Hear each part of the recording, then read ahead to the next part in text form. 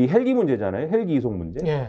이런 거는 제가 볼 때도 이제 좀 의문이 드는 게 예를 들면 권익위가 신고가 들어와서 조사를 하겠다라고 얘기하는 거에 대해서는 뭐 신고가 들어왔으니까 조사를 할 수는 있다고 봅니다. 근데 그 조사를 뭐 하겠다라는 걸 동네방네 이렇게 공개를 해가지고 얘기를 하고 다니는 게 무슨 의도가 있냐라는 거예요. 무슨 의도가 있어서 이렇게 하라는 거예요. 그러니까 예를 들면은 이 병원을 이송한 거에 대해서 아마 여러 부분들에 대해서 아마 이 팩트체크라든가 이런 걸 해보셔가지고 이미 아실 텐데 환자가 예를 들면은 내가 다른 병원으로 이송을 하겠습니다라고 얘기를 할 때 그 이송에 관련해서 이송을 하자라고 최종적으로 결정하는 거는 병원입니다. 그렇죠. 그러니까 민주당이 결정한 게 아니잖아요. 병원이 결정한 거잖아요. 그리고 이송의 수단과 관련돼서 이것을 헬기로 이송할 것이냐 다른 수단을 이송할 것이냐라고 할 때 헬기로 이송할 것이다 라고 하는 결정은 병원이 요구하는 것이고 소방에서 결정하는 겁니다. 그렇죠? 소방이 볼 때 이 요구, 병원의 요구가 이 자기들이 갖고 있는 매뉴얼에 맞으면 이송을 결정하고 이송을 하는 겁니다. 지금 윤석열 정권에서 임명된 소방청장은 매뉴얼의 기준에 맞아갖고 이송을 했다고 하는 거잖아요. 그러니까 이거 사실 문제가 없고, 그러니까 이게 문제가 있으려면 이 과정에 병원이 이송을 결정하고 소방이 헬기로 이송을 결정하는 과정에 민주당이나 또는 민주당 관련한 사람들이 압력을 행사했다. 그렇죠. 소방청이나 또는 뭐 이 병원에 대해서 우리가 민주당인데 당신들 민주당에 거부하면은 앞으로 재미없어 라고 주장을 하면서 당신들 살아남지 못할 거야 라고 하면서 이분들의 자유의사를 억압할 정도의 법적 논리로 얘기를 하면 자유의사를 억압할 정도의 그 정도의 압력을 행사했을 때 이게 뭐 어떤 위법적인 어떤 이 사례가 되는 거거든요.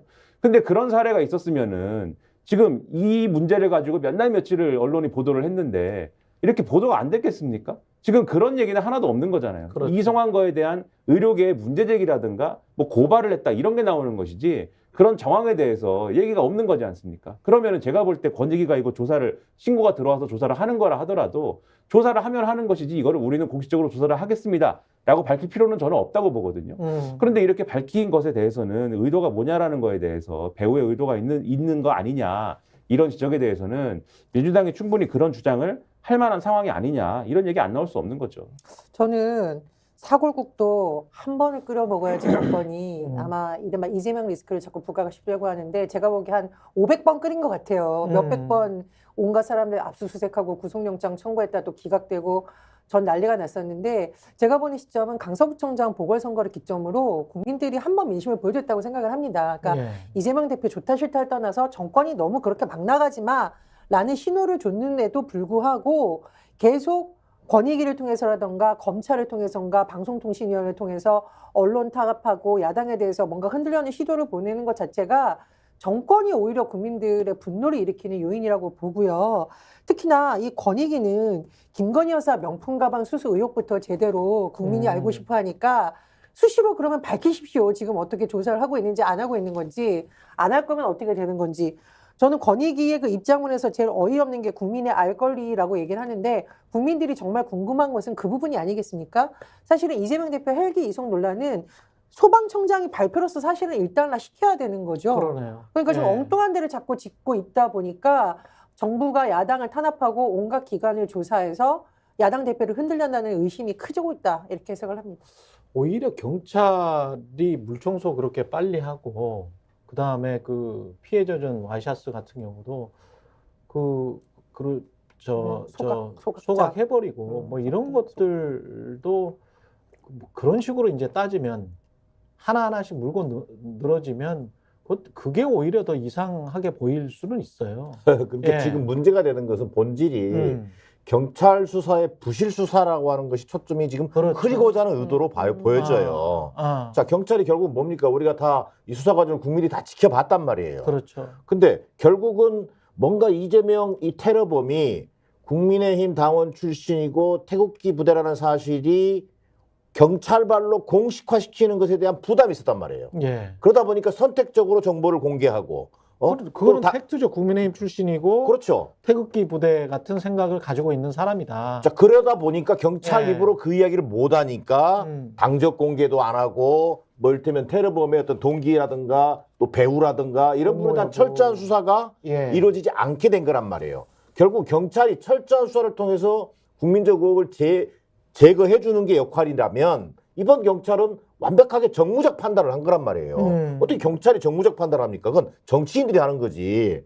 그런 부분에서 국민들이 가지는 부실 수사에 대한 의혹이 있는 상황에서 자, 이런 권익위 같은 경우를 앞세워가지고 사실 정권의 나팔수 역할을 하는 거죠, 권익위가. 결국은 피해자가 누굽니까? 피해자가 이재명 대표잖아요. 근데 이재명 대표는 이건 또 하나 2차 가해가 될 수 있는 거예요. 예. 그리고 더 근원적으로 가면 앞서 앵커도 얘기하셨지만 이건 이게 선대위원장, 비대위원장이라고 하는 한동훈 비대위원장이 이재명 대표를 물고 늘어지는 것도 이게 그동안 윤석열 정권에서 지금까지 진행되었던 이재명의 이를테면 악마화, 이재명만 정리하면 돼라고 하는 그 연장선상에서 권익위가 활동하고 있는 것이고 한동훈 비대위원장이 나팔수 역할을 하고 있는 거다.